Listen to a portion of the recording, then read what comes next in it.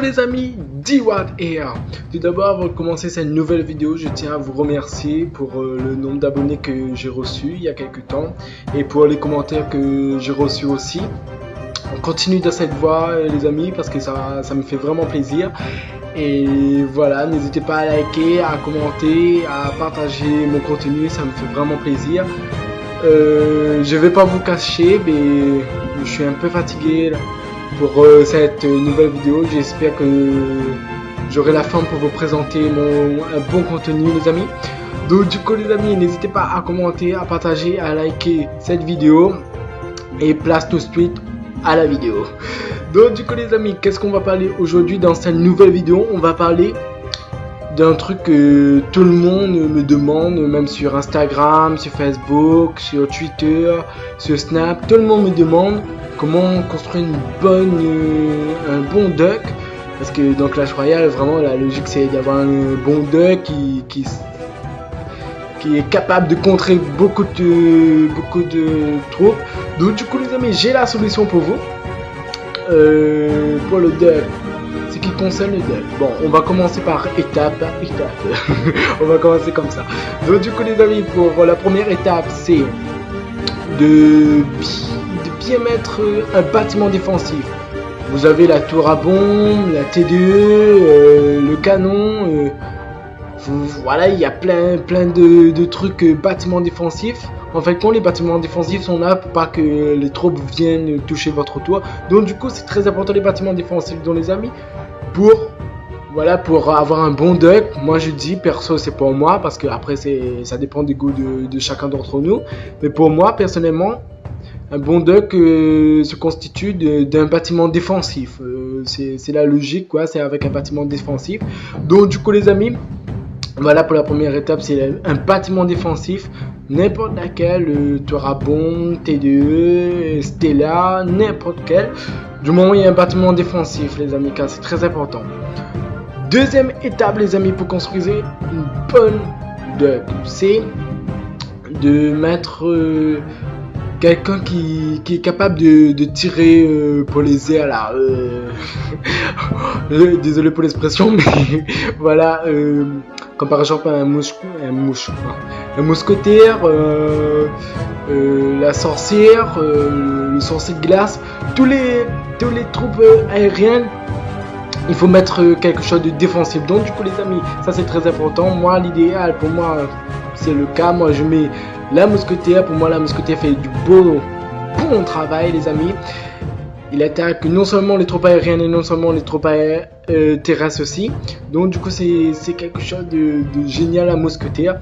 Donc pour bien construire son deck, il faut aussi la mousquetaire ou bien le sorcier, quelqu'un qui soit capable d'attaquer les troupes aériennes. Donc du coup c'est ça. Et pour la troisième étape, c'est de mettre un sort, par exemple sort je sais pas, sort boule de feu ou je sais pas le mot, sort de poison. Mais l'idéal c'est mettre un boule de feu comme ça, c'est parce que sort poison après la mise à jour ils ont dit voilà que il fait plus ralentir les troupes. Donc du coup les amis, c'est pas la peine de mettre un sort poison, c'est pas idéal quoi. Mais la boule de feu c'est plutôt bien. Et voilà, ça permet de finir une tour. Voilà, quoi dire de plus, c'est tout.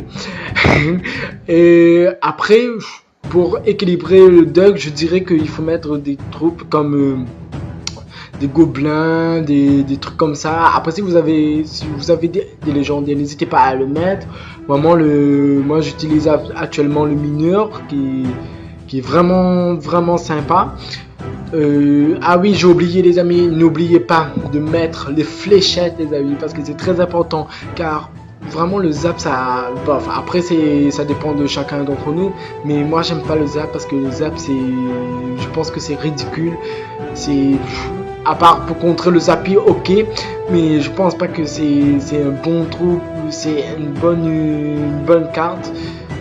Je pense pas, après c'est l'avis de chacun d'entre nous. Donc du coup moi j'utilise perso pas le zap. Donc du coup pour ça j'utilise les fléchettes. Je pense que c'est l'idéal.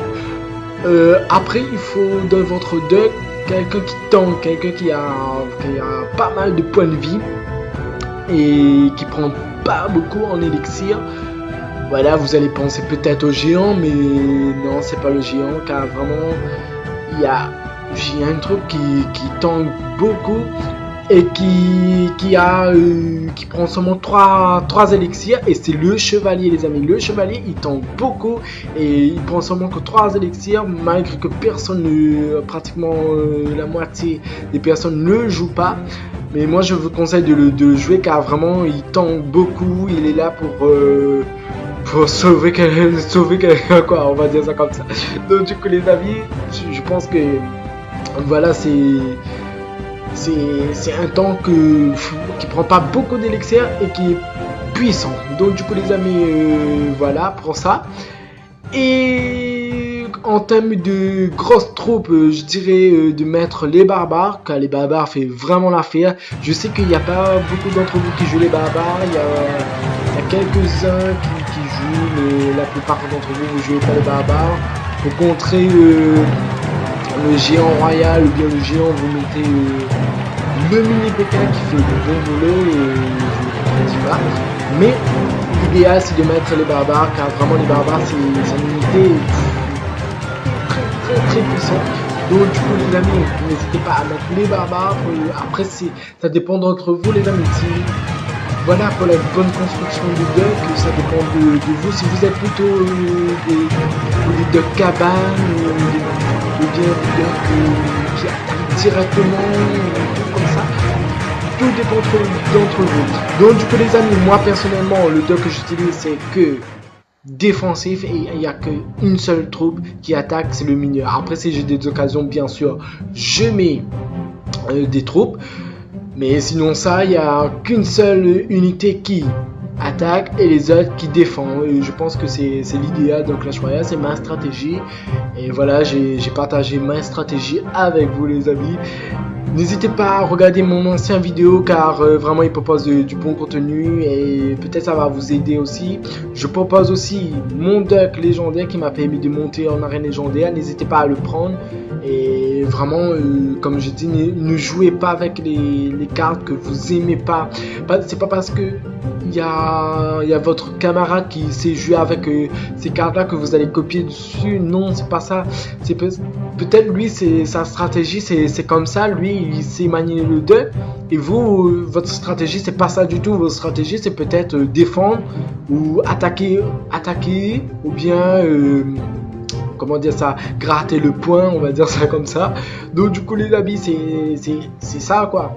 Mais tout dépend de vous, les amis, et n'hésitez pas, car vraiment je pense que j'ai fait un petit peu le tour là-dedans. Donc pour synthétiser tout ça, je vais répéter par étape. Étape 1, mettre un bâtiment défensif, la tour à bombe, la TDE, la Stella, ça se dit, la Stella, le canon.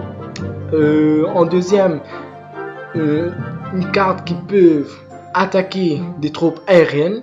Je pense à la mousquetaire qui fait du beau travail. Et il y a éventuellement la sorcière, le sorcier glace, le sorcier.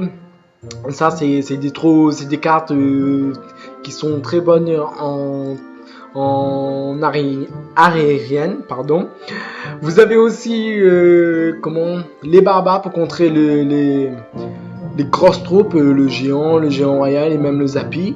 Vous avez les fléchettes pour contrer la horde de gargouilles, c'est très important, c'est mieux que le zap. Enfin, perso, pour moi, c'est mieux que le zap. De toute façon, n'hésitez pas à me dire dans les commentaires si je me trompe, si voilà, quoi. Et après, voilà, le chevalier, très important, car c'est un tank, et dans un deck, il faut avoir toujours un tank. Après, il y a les légendaires que vous pouvez mettre. Moi, j'utilise le mineur et la bûche, qui est une carte que j'apprécie beaucoup, la bûche, que notamment, la bûche, c'est tout le monde dit, voilà, que la bûche est ridicule, mais moi, je dis totalement le contraire. Donc, du coup, les amis, j'ai fait le tour de cette vidéo et j'espère que vous avez aimé cette vidéo. J'espère que ça va vous aider, les amis, à construire une bonne deck. et pourquoi pas arriver en arène légendaire. Donc du coup les amis, je vous remercie pleinement et puis voilà quoi, je vous remercie, je vous dis à très bientôt. Une nouvelle vidéo, comme toujours, n'hésitez pas à vous abonner, à liker et à partager cette vidéo. Vraiment, ça me fait vraiment plaisir. Et n'hésitez pas à me dire dans les commentaires les choses positives, les choses négatives, c'est très important. Et puis voilà quoi. Encore merci pour le nombre d'abonnés, car j'ai reçu des messages en disant que voilà, que comment ça se fait que j'ai 4 vidéos avec 100 abonnés.